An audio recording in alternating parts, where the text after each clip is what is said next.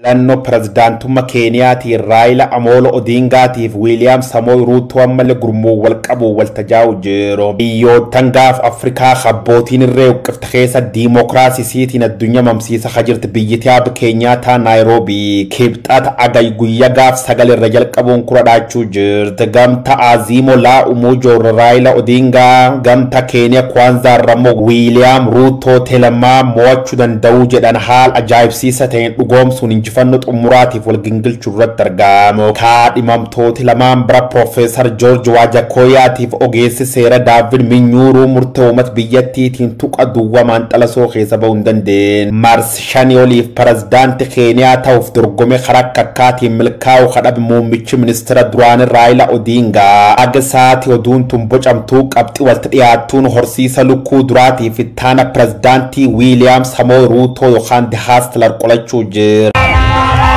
In Kisumu, Raila Odinga's stronghold, his supporters wait to find out if he will be Kenya's next president.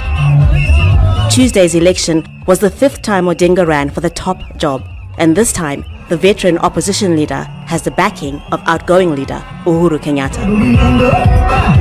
Here in Western Kenya, his supporters seem confident. Dari joollummaa isaa wal dhabhaadhaaf abbaa hordofee yeroo dheertuuf daandii gubbaa jiraate digriiwwan 17 guurrachuun addunyaa kamamsiisa. Hagaan qofan ladon taane waggaa dheertuuf bar Ingiliis turetti hojii awwaal namoota irra bobba'uun 60 kairrees Profeesar Wajakoya of Root Paartiin himaamat poolisii isa ajaa'ibsiisoo ta'een bareedin kura Keeniyaa kan ta'u miidiyaalee Keenyaa waccisiisa turus waan milkaan fakkaatu. Sagalee teessannaaf kennitanii angona qabsiif tantaanaan namoota dadhabu biyya lafa Keeniyaa keessa jiraatan cufa firra guyyaa hojii shanirraa furii gad buuse miinda jammarroo lamisaniif kaffal qajeer Profeesari dure paartii Ruutoo seera qabeessummaa daldal ashiishii yookaan baangiilee mirkaneessa ibiddi bilisaan nyaatan jechuun beekamti jabdoorachaa dhuuf. Transitioning from well-groomed senior lawyer to a social media sensation, clad in Rastafari attire and a man on a mission to legalize and commercialize the use of marijuana.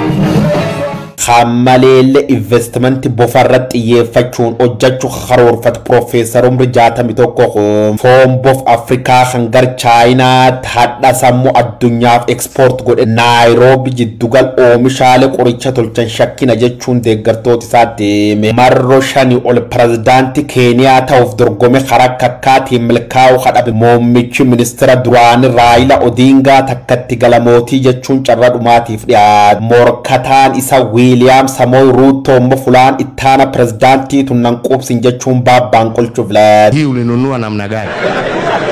Na mumeona nyumba yangu hapa, mumeona nyumba yangu si ni nyumba tu ya kawaida ya watu mtu ya kuhustle dunia hii. Hii pesa unatoa wapi? Wachana na hiyo.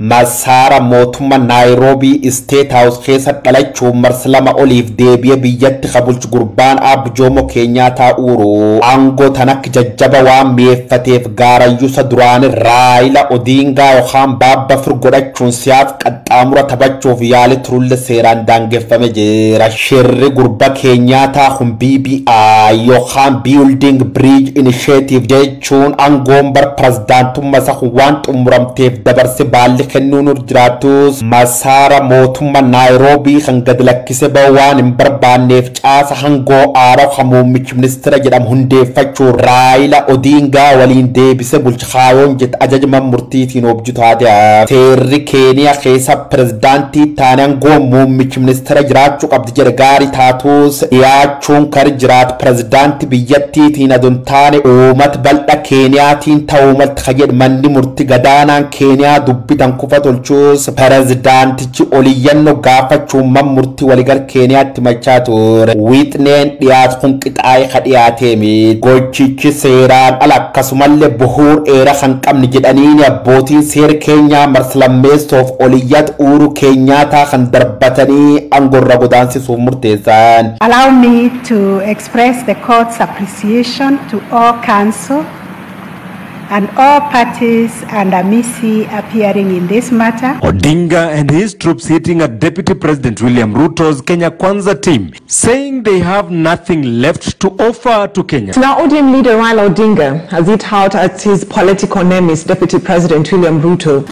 Karoorri BBI jedham hunduuma murtiitiin kufu sordofe warri waltafafra yeroo akka chaanaal TV biyyattii gargararra dhiyaachuu wal mormaatu waane Raayilaan malaamaltummaa balleessa diimokiraasii Keeniyaa tawaggoottan 40 darbaniif umriitti fixate dhugoomsi jechuun dhaadata. Wiiliyaam Samoei Ruutoo immoo jaarsi ofiifuu yaayyuu jaaree rarrabe Keeniyaa amma daal jechuun qeeqaa Ruutoo nannaane Raayilaan immoo gannaa namataamu baabbaaf the hustler Raayila Odingaatiif William Ruto hammallee jabdu dubbii wal gingilchuun bokkuulle wal xaachaa turani wal dhabilleen kanuma wantoota isaan irra wal mormaniif itti wal qoncolaa baankeessa tokko dhimmi bututturra baatee yookaan salbaaji ture pirezidaantii gootanii na filattan taanaan uffatnam du'e yookaan salbaaji alirra Keeniyaa seenti cufayyuu hambisuun oomish bilkeessa jajjabees qajedhe lemme jaaramoogi ajjuuma Odinga baabaa jirbi dabalate uffata bilkeessa qofa oomishu qabni jechuusa miidiyaaleen bilkeessa gabaasan adeemsi irraan gadee jechuun gubbarra gar jalaa godham rakkisa qajedhe morkataan isa Wiiliyaam Samoei Ruutoo immoo yaad Odingaa kan mormuu waachife dadhaban warra waya salbaajii kan alirra galchi daldal kan keessa baasu adoon taane uffata haaraw bilkeessatti oomishuun akka gurguran carra jalqaba kennaafi jedhe Keeniyaan biyyoottan saara gadi keessa biyyoottan uccurra baatee yookaan salbaajii hedduu biyya laati galchan keessa akka dudureetti ilaalan. Odinga maintains that he has the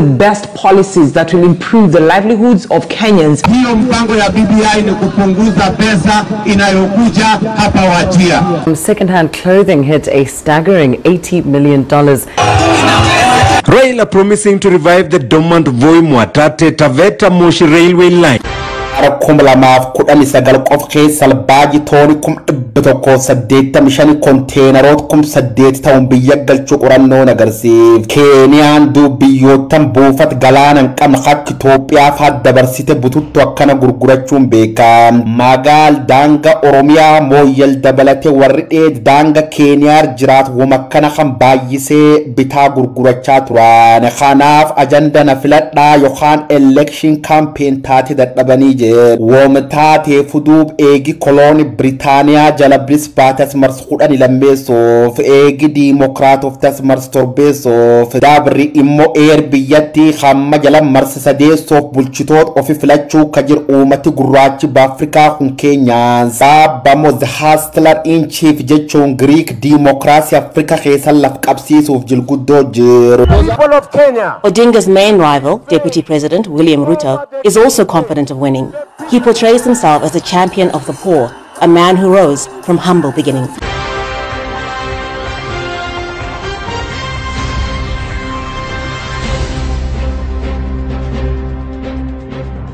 Siyaasa Keeniyaa tawaggoottan 12 akka malee sabummaan guutamteen gosti Uhuru Keenyaataa fa'aa marsa dheeraaf pirezidaantii taate bulchuun sadarkaa qararratti argam. Jomo Keenyaataa Kukuyyoo, Mao Kibaki Kukuyyoo, Uhuru Keenyaataa Kukuyyoo, Daniel Arap Moi qofa kaleen jirra muree jedhu warri lamaan har'a wal qolchuu jiru kun the front runners Raila Odingaaf Ruto Luoof kaleen jirra dhalatanii jedhu Luhoon gos Barack Hussein Obama fa'aatu kalenjiin immoo gos bulcha duraanii Daniel Arap Moitii jedhani Afrikaa tan dammaqsuun diinagdee biyyattii ijaaru keessa maqa guddayya haqab dhiirsi Luusiyaa Kibaki wal dhibde gosa keessuma tabar 2007 keessumamte lubbu lamiilee addunyaatteen jabdu qeeqamaa ture barataa yuunivarsiitii Laandaaniif barsiisaa yuunivarsiitii duraanii tumtu seeraatiif miseensi paarlamaa dureen paartii mormituu kun abba biyya jajjaba kajedhe pirezidaantii Keenyaataan jaarsisa tarmaan ga'ee jedhaniin kan akka jaba faarsuun kabaji gaggeessa awwaal isaatiifillee horii biyyattii miiliyoon hedduun dhangalaase pirezidaantii Keeniyaa sadeessu ta'uun bara 2002 irraa 2013 waggoottan 11 lichoo Keeniyaa haqabat jaarsi umri 90 kun jaari rirriphaan cuf liqimsuusa pirezidaantii Uhuru Keenyaataa xumur jeebla keessa addunyaatti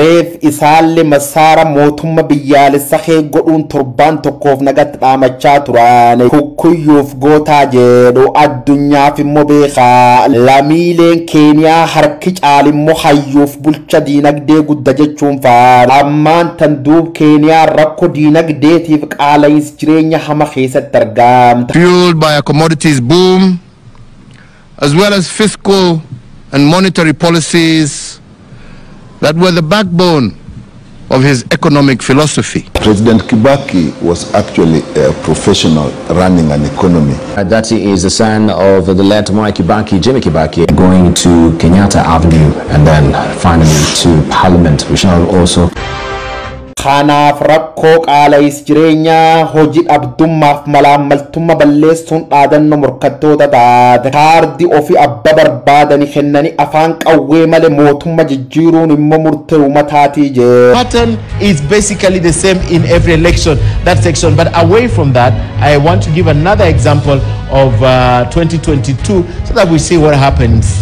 Peaceful and prosperous Kenya, we are diverse, but we are one. Together, we are destined for greatness. Ayyin keenin kun bareedin keen fakkaata biyyina geenyaaf diinagdeen badhaatfeena imali keen Keeniyaa guddittiin dhaadannoo EBCT jedhu dura Keeniyaa kanaan duub sagalee kennuun am kutaale biyyattii cuf keessa akka xumuramti yoo taatu kaardi sagalee uummata tane duun boordi filannoo biyyaalessa Keeniyaa waan jaataneessit fakkaata pirezidaantoti lamaa Raila Odingaatiif William Ruto hudhanii walgangalchuu irratti argamu tamsaasi miidiyaalee Keeniyaa uummata biyyattii qabxii pirezidaantota abdiin eegan irriib oguun iddimaddii yaasuu akka jalqabe sa'aatii waan 60 laakkamu irratti argamu Ruutoon bakka dhaloota isaa miseensa paarlamaa ta'uun siyaasitti keeyyata buufata filannoo Eldoret filat Raila Amolo Odingaa immoo buufata filannoo Nairobi Kibra jedhama keessa qarxaasuuf furguggees lamaan iyyuu akka injifannoo abdii guutuu qabni jechuu jiru filannoon dhumaa ta'uu uummata Keeniyaa qoftaadha. We will win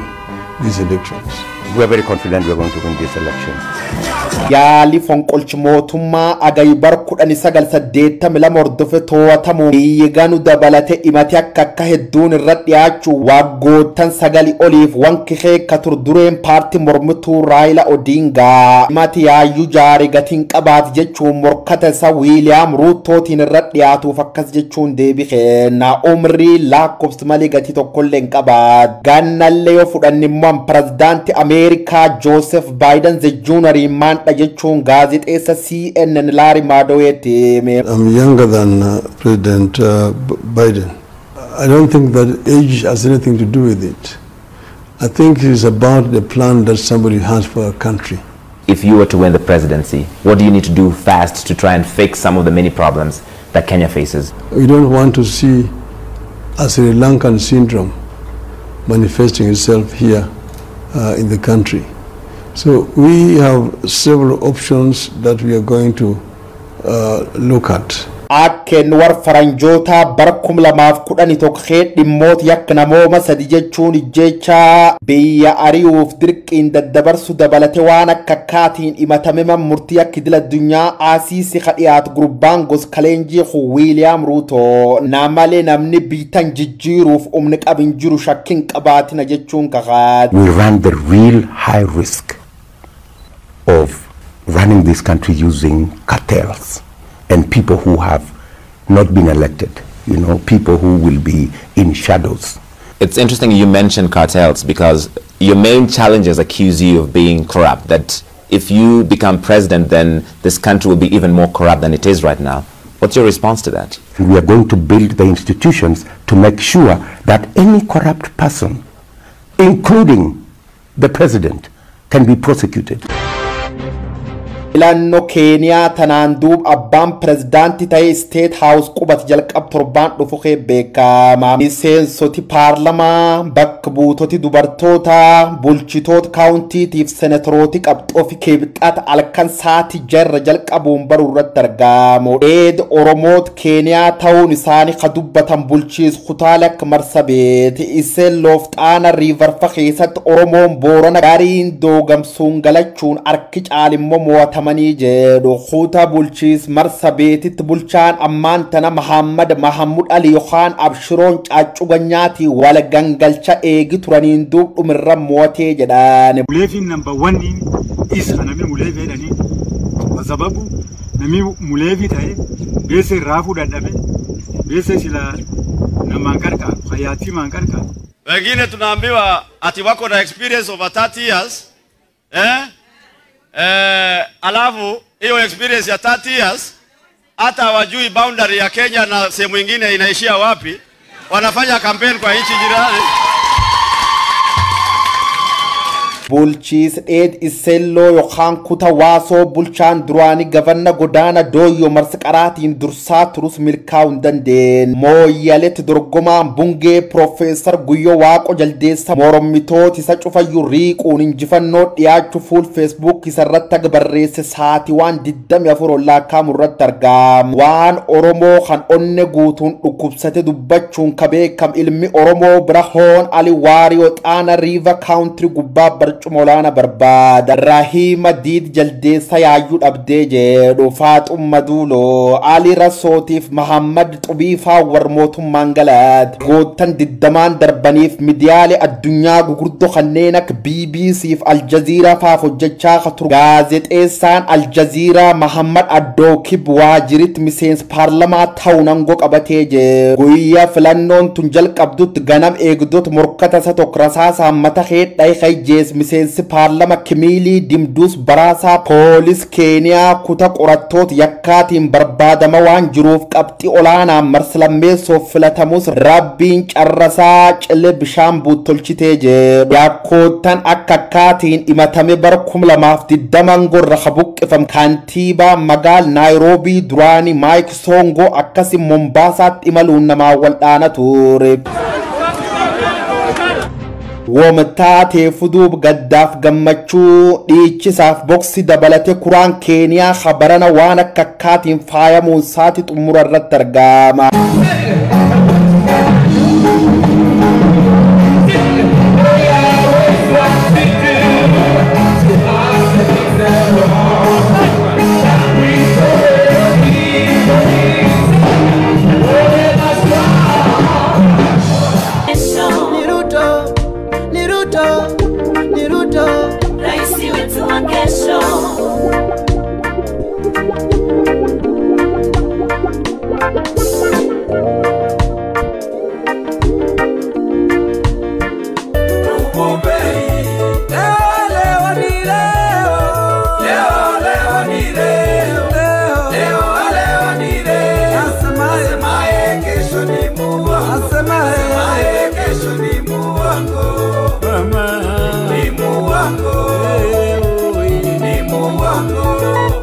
Namni bakka bu'aa Uhuru Keenyaataa ta'u masaara mootummaa State House qubat guyyoota muraasa keessa beekamaa jedhu 51 48 49 50 49 agu oduun tun qophooftutti warri pirezidaantota lamaan jechuun Ruutoof Raayilaalleen aganumaa wal caalanii wal dursuuf durfamu irratti argamu.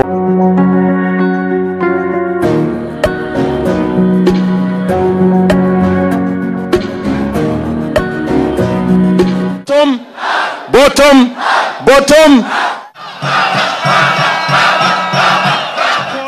That politicians pay people to attend the rallies is a foregone conclusion. But they all promise to fight corruption should they get elected. Yaayyuu fixaadhe oduuf odeeffannoo moota pirezidaantiitiin agwalti dachaaruun naga badhaasoo jedha Guyyoo Waariyoo Abba Jirmatuur.